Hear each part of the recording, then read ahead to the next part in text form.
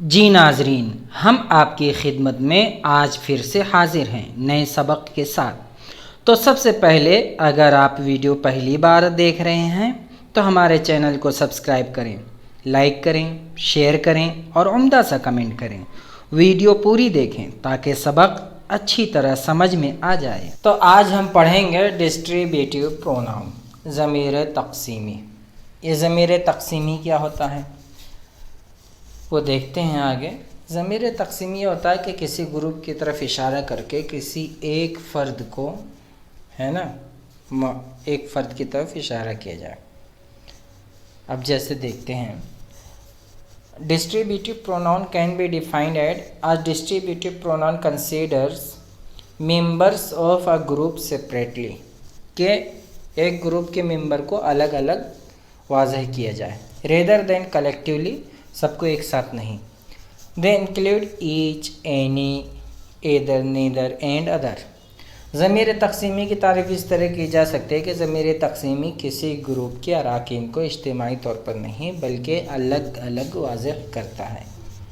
मज़ीद एक्सप्लेनेशन क्या है? Distributive pronoun is a pronoun which denotes persons और थिंग्स ऑफ ग्रुप सेपरेटली, कि किसी आदमी या किसी चीज़ के ग्रुप के मेंबर को अलग अलग वाज़े करना। ज़मीर तक़सीमी एक ऐसा ज़मीर है जो अफराद या ग्रोह की चीज़ों को अलग अलग ज़ाहिर करता है। यहाँ पर देखिए, ये तारीफ़ भी लिखी हुई है, जो नाउन जुमले में आए हुए अशख़ास या अशिया में से हर एक की वजाहत करे उससे डिस्ट्रीब्यूटिव प्रोनाउन कहते हैं। और ये 5 हैं कि either, neither, each, none, any, है ना। That's why they always become singular and followed by singular verb। इसलिए ये हमेशा, क्योंकि हमेशा ये एक की तरफ इशारा करते हैं, एक की वजाहत करते हैं, ग्रुप में से एक रुकन को बतलाते हैं, इसीलिए इसके लिए जो वर्ब आता है वो भी सिंगुलर आता है। This pronoun is used to indicate all the members of a representative group. Some of the distributive pronoun are like each, either, neither, everyone, any, none, no one। इनके लिए कुछ कायदे क्या हैं? हमेशा ऑफ लगता है, इन सारे ज़मीर के बाद हमेशा each of, either of, neither of, everyone of, anyone of, none of, no one of you. तो ये ऑफ हमेशा लगता है। और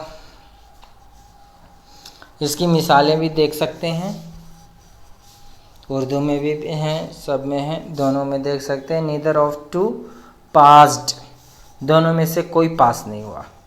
neither of them was a good player, दोनों में से कोई अच्छा खिलाड़ी नहीं था। Take either of this two mangoes, इन दो आमों में से इन दोनों आमों को ले लो। Either of you can go, तुम दोनों जा सकते हो। Each of you will get a prize, तुम में से हर एक इनाम हासिल करेगा, है ना। तो मज़ीद एग्ज़ाम्पल अगर देखना है तो वो भी है। Each of the student have participated in the drama act, drama act में हर एक तालिब इल्म ने हिस्सा लिया। I may buy either of this two gifts, मैं इन दोनों में से कोई एक तोहफ़ा ख़रीद सकता हूँ। Neither of them pledge well, इनमें से कोई भी अच्छा नहीं खेलता। Each one of you will be awarded with a bravery award, आप में से हर एक को बहादुरी के एजाज़ से नवाजा जाएगा। Every one must finish the breakfast, सबको नाश्ता ख़त्म करना चाहिए। Either of you can help me in this matter, आप में से कोई भी इस मामले में मेरी मदद कर सकता है। Neither of you has qualified for exam to go ahead, आगे जाने के लिए इम्तिहान में आप में से कोई भी अहल नहीं है। Each of the parents should take care of their children, वालिदैन में से हर एक को अपने बच्चों का ख्याल रखना चाहिए। Either of you may answer the question asked by me, आप में से कोई भी मेरे पूछे गए सवालात का जवाब दे सकता है। Neither of the answers given by you is correct, आपकी तरफ से दिए गए जवाबात में से कोई भी जवाब दुरुस्त नहीं है। Any one of you can join the program as a leader, of the team, आप में से कोई भी टीम के लीडर के तौर पे प्रोग्राम में शामिल हो सकता है। None of our friends went to the Christmas party, हमारा कोई दोस्त क्रिसमस पार्टी में नहीं गया है। अब हम लोग ये देख लेते हैं, है ना। Describe the distributive pronounce in your own sentence, के आप डिस्ट्रीब्यूटिव प्रोनाउन को अपने अल्फाज में अदा करें, बताएं। तो इसमें यही है कि अ प्रोनाउन जो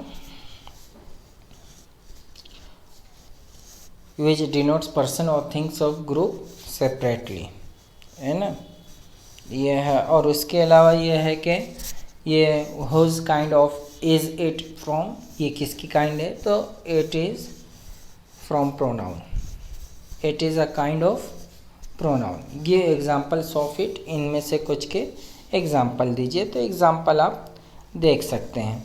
तो इसमें याद रखने वाली बात ज़्यादा कुछ नहीं है, सब आसान है ना।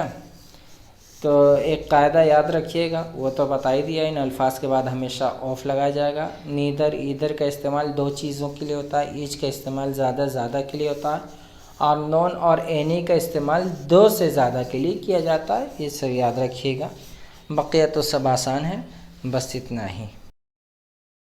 अल्हम्दुलिल्लाह, ये सबक मुकम्मल हुआ। आप इस वीडियो को बार बार लूप करके सुनें ताकि सबक अच्छी तरह से समझ जाएं। अगर आप चाहते हैं कि इंग्लिश में मजबूत हों तो हमारे चैनल को सब्सक्राइब करें, शेयर करें, लाइक करें और उम्दा सा कमेंट करें। पढ़ते रहें, लिखते रहें, समझते रहें, बढ़ते रहें, तरक्की करते रहें।